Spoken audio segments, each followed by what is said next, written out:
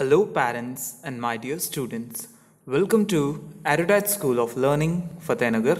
Mobile number 7568077458. Class 3, Subject English Grammar, Chapter 3, Lecture number 1. If you have any doubt in this lecture, then you just need to write in your notebook. Whenever your school class will be opened, then you may clear to related teacher. Students, अगर आपको इस lecture के दौरान कोई भी doubt है तो वो डाउट आप अपनी नोटबुक में लिख लीजिए. जब भी आपके स्कूल्स रीओपन होंगे तो वो डाउट आप अपने रिलेटेड टीचर से क्लियर कर लीजिएगा. Okay students, so now take out your books of English grammar and turn to page number 11.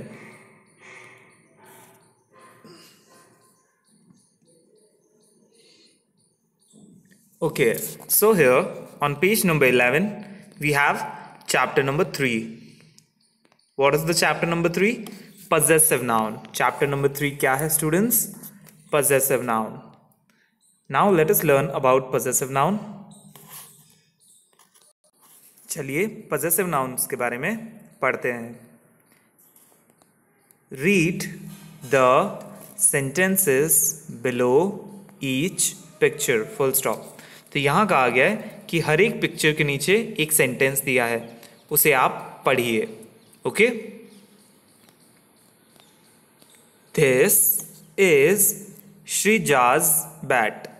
Full stop. तो यहाँ कहा गया है कि ये बैट किसका है? श्रीजा का. Next, Our neighbor's dog is very friendly. तो यहाँ कहा गया है कि हमारे पड़ोसी का जो कुत्ता है वो काफ़ी फ्रेंडली है, काफ़ी फ्रेंडली है. Next, today is my sisters birthday. यहाँ कहा गया है कि आज मेरी बहन का जन्मदिन है. ओके, सिस्टर्स, बहन का. Next, the words in red in the above sentences are nouns. तो देखिए यहाँ कहा गया है कि ऊपर जो वर्ड्स हैं तो रेड कलर में वो क्या है? नाउन है. क्या है स्टूडेंट्स? नाउन है वो. We have learned about nouns in grade 1 and 2. तो यहाँ कहा गया है कि हमने क्लास 1 और क्लास 2 में नाउन्स के बारे में पढ़ लिया है. Now below we have an activity to start. Students, नीचे हमें एक एक्टिविटी दी गई है जिसे हमें फिल करना है. चलिए समझते हैं कि ये एक्टिविटी क्या है. Underline the nouns in the sentences given below. Full stop. तो यहाँ कहा गया है कि आपको क्या करना है?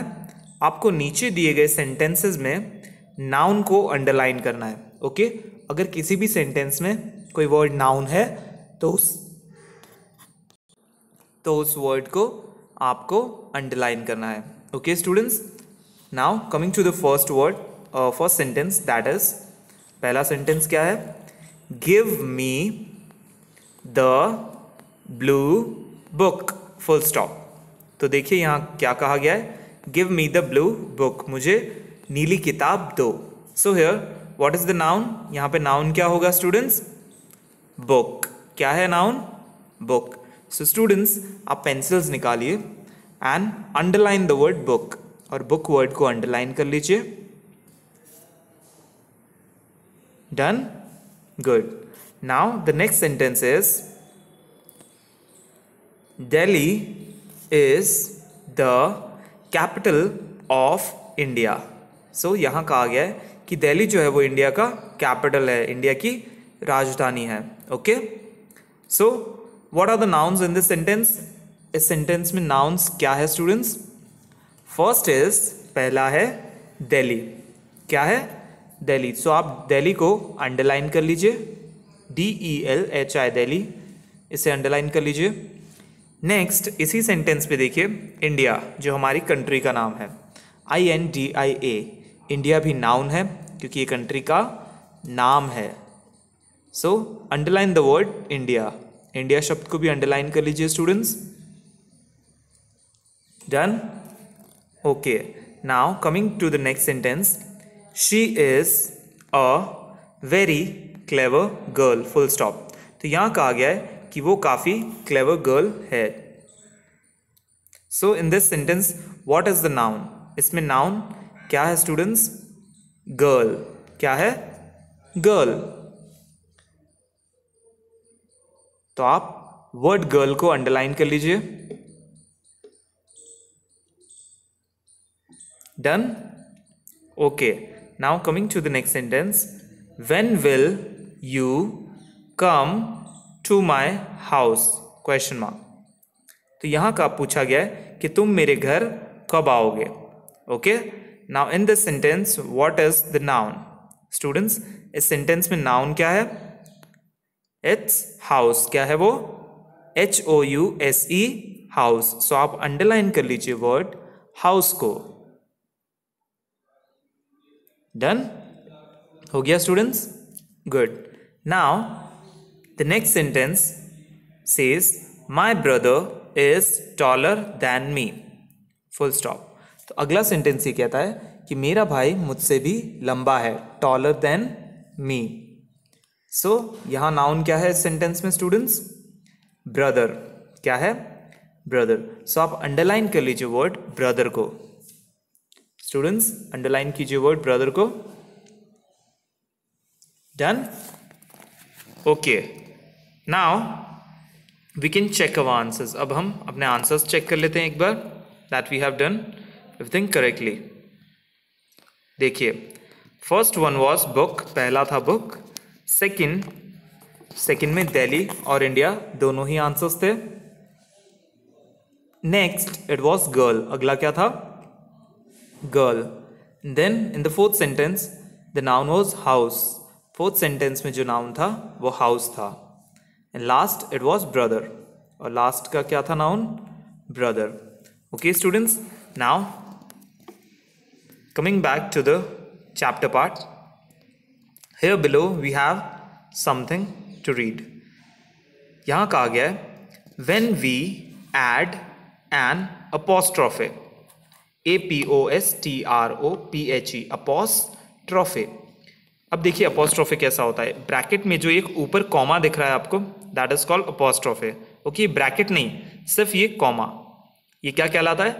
apostrophe. स्टूडेंट्स रिपीट, क्या कहलाता है ये? apostrophe. And S after a noun, the noun becomes a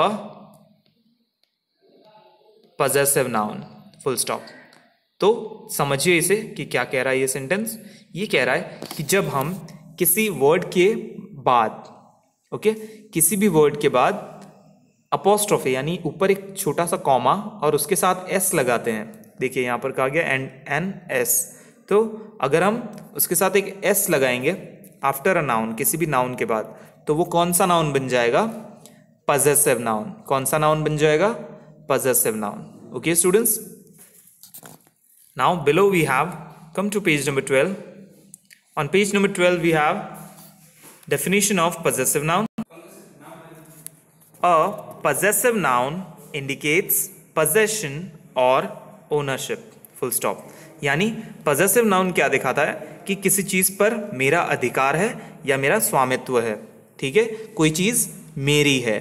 possessive noun क्या शो करता है? कि किसी चीज पर मेरा अधिकार या मेरा स्वामित्व है. स्टूडेंट्स आप इसे बहुत इजीली समझ लीजिए कि पजेसिव नाउन क्या होता है. बहुत ही इजीली समझिए. पजेसिव नाउन का मतलब होता है कोई चीज जो मेरी है. ओके, मेरी है तो वो मेरे नाम के साथ एस लग जाएगा. अगर किसी और की है तो उसके नाम के साथ अपोस्ट्रोफे एस लग जाएगा. Okay, simple. It shows that something और समथिंग बिलोंग्स टू समवन और something else. It shows that someone, यहाँ पर कट चुका है वो, समवन और समथिंग बिलोंग्स टू समवन और समथिंग एल्स. यानी यहाँ कहा गया है कि कोई ऐसी चीज़ या कोई व्यक्ति किसी और से संबंध रखता है, किसी और चीज़ से या किसी और व्यक्ति से. ओके, तब हम अपोस्ट्रोफे प्लस एस लगाते हैं. तो देखिए यहाँ पर फॉर्मेट दिखाया गया हमें. पहले तो वो वर्ड, जो वर्ड है उसे लिखना है हमें, फिर अपोस्ट्रोफे, वो एक कॉमा लगाना है ऊपर, और एस, तो ये कौन सा नाउन बन जाएगा? Possessive noun. कौन सा नाउन हो जाएगा स्टूडेंट्स? ये possessive noun. Okay, now below we have some examples. नीचे देखिए कुछ एग्जाम्पल्स हैं हमारे पास। Book belonging to Rohan. देखिए अगर कोई बुक रोहन से संबंध रखती है तो वो क्या हो जाएगी? रोहन्स बुक। देखिए ROHAN, रोहन। आप सिर्फ रोहन तक देखिए, रोहन हमारा नाउन है, और अगर वो बुक रोहन की है तो हम उसमें अपोस्ट्रोफे लगाएंगे पहले और फिर उसके बाद एस, तो क्या हो जाएगा? रोहन्स बुक। किसकी बुक है वो? रोहन्स बुक। उस पर अधिकार किसका है? रोहन का। Okay, now the next sentence, jewellery that belongs to her mother. वो ज्वेलरी जो उसकी माँ से संबंधित है। हर मदर्स ज्वेलरी, उसके माँ की ज्वेलरी। ओके, उसके मदर की ज्वेलरी। तो देखिए यहाँ पर भी सेम है, कोई चीज़ अगर उसकी है या उसके मदर की है तो वहाँ पर अपोस्ट्रोफे एस लगाया गया है। ओके, पजेसिव नाउन में ये होता है।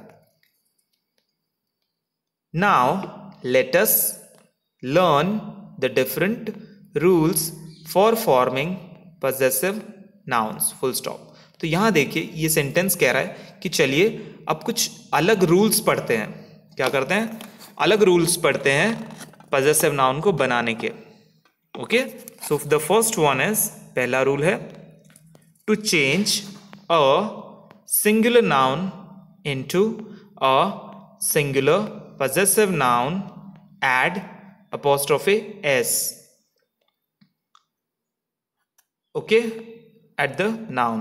तो आपको क्या करना होता है, जब कोई नाउन सिंगुलर है यानी एक है और उसे हमें सिंगुलर पजेसिव नाउन बनाना है। ओके, उसका पजेसिव जब हमें उसका बनाना है तो हम क्या करेंगे? सिर्फ अपोस्ट्रोफे एस लगाएंगे, जो हमने अभी ऊपर पढ़ा वही। तो देखिए नीचे एक एग्जाम्पल दिया गया, the name of my brother is Rahul. मेरे भाई का नाम क्या है? राहुल। अब देखिए यहाँ पर माई ब्रदर्स नेम इज राहुल। देखिए यहाँ पर my brother, name of my brother, इसको कैसे चेंज किया इन्होंने?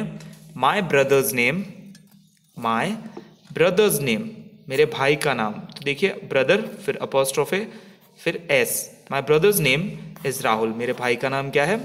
Rahul. Next, to change an irregular plural noun into a possessive noun, add apostrophe comma after the plural noun. Okay, तो यहां देखिए क्या कहा गया है कि irregular plural, ऐसा प्लूरल जिसमें s या es नहीं लगता है। ये ध्यान रखिएगा स्टूडेंट्स, उसके पीछे s या es नहीं लगा है, वो irregular plural होगा। ओके, ऐसा प्लूरल जो बिना s या es के फॉर्म हुआ है, तो उसमें हमें क्या करना है? उसमें हमें अपोस्ट्रोफे कॉमा और एस लगाना है। आप ध्यान से सुनिएगा स्टूडेंट्स, ऐसा प्लूरल, इर्रेगुलर प्लूरल्स किसे कहते हैं आपको पता है? ओके, ये हम पहले पढ़ चुके हैं। इर्रेगुलर प्लूरल्स वो होते हैं जो बिना एस या ई एस के बनते हैं। ओके, तो देखिए यहाँ पर नीचे हमें एग्जाम्पल दिया है, the buffet for the children is on the left. यहाँ कहा गया है कि बच्चों के लिए जो बुफे है वो कहाँ है? लेफ्ट में है, बाईं तरफ है। अब देखिए यहाँ पर चिल्ड्रन प्लूरल है, चाइल्ड का प्लूरल होता है चिल्ड्रन, और उसके साथ अपोस्ट्रोफे एस लगाया गया है। द चिल्ड्रंस बुफे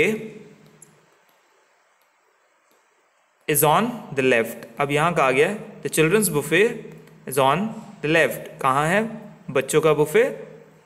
लेफ्ट में, लेफ्ट साइड। ओके, तो देखिए चिल्ड्रंस, बच्चों का, यहाँ पर अपोस्ट्रोफे कॉमा और एस लगा के बताया गया कि उस पर अधिकार किसका है?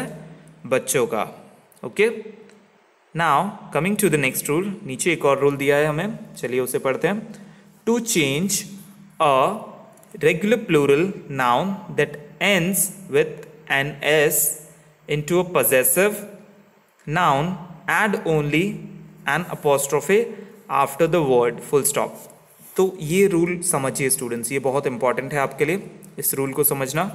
जब भी कोई रेगुलर प्लूरल, अब समझिए रेगुलर प्लूरल क्या है, हमने ये पहले पढ़ा है लेकिन फिर से एक बार आपको बता देता हूँ। रेगुलर प्लूरल वो प्लूरल्स हैं जो एस के साथ ख़त्म होते हैं।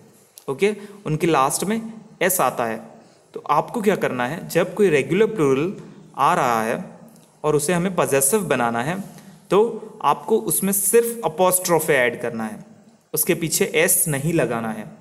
Clear students? जब भी कभी कोई रेगुलर प्लूरल आता है और उसे हमें पजेसिव बनाना है तो सिर्फ हम अपोस्ट्रोफे लगाएंगे, उसके पीछे एस नहीं लगाएंगे। Okay, don't add N S after apostrophe. तो अपोस्ट्रोफे के बाद हम कोई एस नहीं लगाएंगे, सिंपली एक अपोस्ट्रोफे ऊपर लगा देंगे। देखिए नीचे एग्जाम्पल दिया हुआ है, the brother of the girls is a sportsman. लड़कियों का जो भाई है वो एक स्पोर्ट्समैन है। ओके, अब देखिए यहाँ पर द गर्ल्स ब्रदर, अब यहाँ पर देखिए पहले ही गर्ल्स लिखा हुआ था, क्या लिखा हुआ था? गर्ल्स। तो उसके आगे सिर्फ अपोस्ट्रोफे लगाया गया है। क्या लगाया गया है स्टूडेंट्स? अपोस्ट्रोफे। उसके आगे देखिए कोई एस नहीं है। ओके, तो ऐसे प्लूरल्स जिसमें पहले से एस ऐड है उसके आगे सिर्फ आप अपोस्ट्रोफे लगाएंगे। Okay, the girls' brother is a sportsman, full stop, done. Now an exception to the rules given above, एक एक्सेप्शन है यानी जो रूल्स हैं उसके अलावा एक एक्सेप्शन, एक अलग चीज, a proper noun that is already in the possessive form stage the same. देखिए अगर कोई प्रॉपर नाउन है और वो पजेसिव में ही है पहले से, तो वो पजेसिव में ही रहेगा। ओके, उसका कोई चेंज नहीं होगा। नंदोज मेन्यू वॉज रिसेंटली चेंज, नंदो का जो मेन्यू है वो अभी चेंज हुआ है। Okay, dad bought us McDonald's happy meals for lunch today. अब ये देखिए मैकडोनल्ड किसी रेस्टोरेंट का नाम है, सो यहाँ का आ गया dad bought us McDonald's happy मील। डैड हमारे लिए मैकडोनल्ड्स के हैप्पी मील लाए फॉर लंच, लंच के लिए आज। Okay, today. तो देखिए यहाँ पर जो पहले से पजेसिव नाउन में है वो चेंज नहीं होंगे। Okay students, okay, so today we have learned about possessive noun and how to form them. आज हमने possessive noun के बारे में पढ़ा है और उसके कुछ रूल्स कि उसे कैसे बनाया जा सकता है। Okay students, so in today's lecture we have learned about possessive noun. Now what is your homework? आपका homework क्या है students? You have to read and revise possessive noun and the rules of making possessive noun. आपको homework में क्या करना है students? आपको possessive noun की डेफिनेशन रीड करनी है, पढ़नी है, लर्न करनी है और उसके रूल्स देखने हैं और उन्हें बहुत अच्छे से समझना है। Okay students, I hope you may like the video. Thank you for watching.